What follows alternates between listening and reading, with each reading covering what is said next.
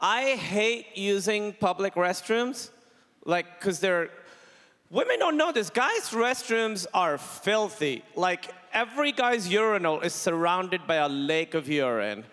And we don't talk about it. We're just like, oh, it's just a miscellaneous liquid. You know what the it is. It's yellow. Every guy's shoe is coated in the piss of 1,000 strangers. And then we walk around your houses. Yes, your houses. Horrible. If your shoelaces are untied, burn your legs off. So I don't like using them. But I was at a bookstore, and I really had to go. So I go in. It's empty. Great news. It's empty. So there's 4 urinals. So now I have to do the quick math of which one has the least urine under it. But this one, it's a nightmare. Like, there's a huge ocean under each one. They're irrigating each other. There's a mouse on a surfboard. One of those is a lie. So I picked the one closest to the wall, furthest away from all the other badness. And I'm about to start.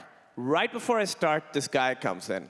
There's 4 urinals, and he comes and he stands right next to me. And then I hear him say to himself, but just loud enough that I heard, I hear him say, "Eyes forward, Gary."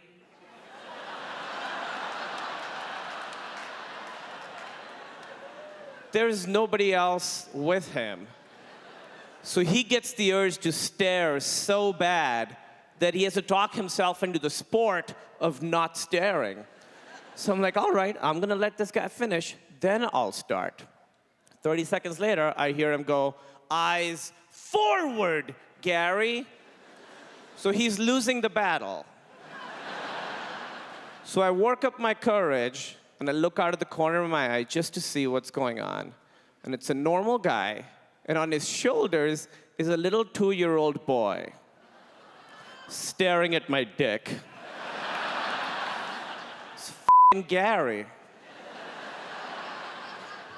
He looks up, me and this child make direct eye contact, and then he's back down to my dick. Pretty sure I made a serial killer that day. Also, who names their kid Gary? He didn't have a mustache or anything.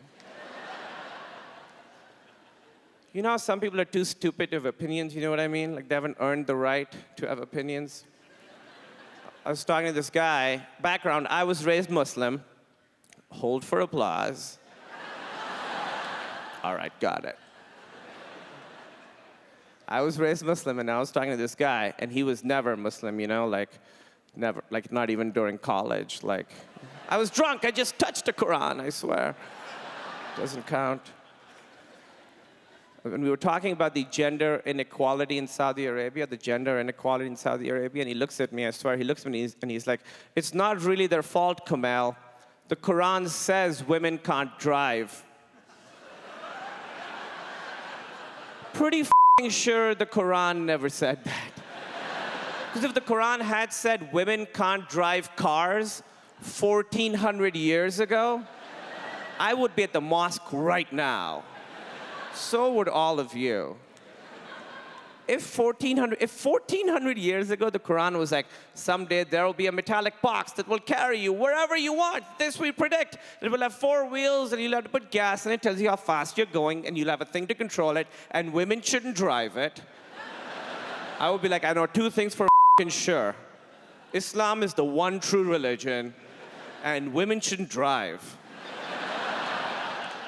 I'm glad you guys laughed at that. Otherwise, it sounds like I'm just giving a horrible speech. Islam is the one true religion. Women shouldn't drive.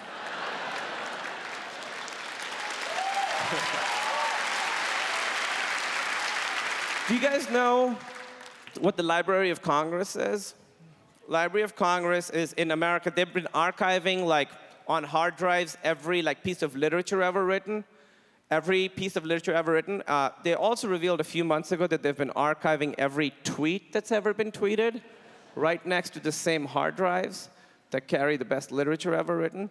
So I want to play this game. I'm going to read you a quote, and you have to tell me if it's something from a great piece of literature or if it's something I found on Twitter, okay? Literature or Twitter. Here's the first one. It is not in the stars to hold our destiny, but in ourselves. What do you think? Twitter, who are you following? William Shakespeare? Because that's who said that. It is not in the stars to hold our destiny, but in ourselves. Beautiful, isn't it? So true. Next one. Surrounded by MILFs at Taco Bell.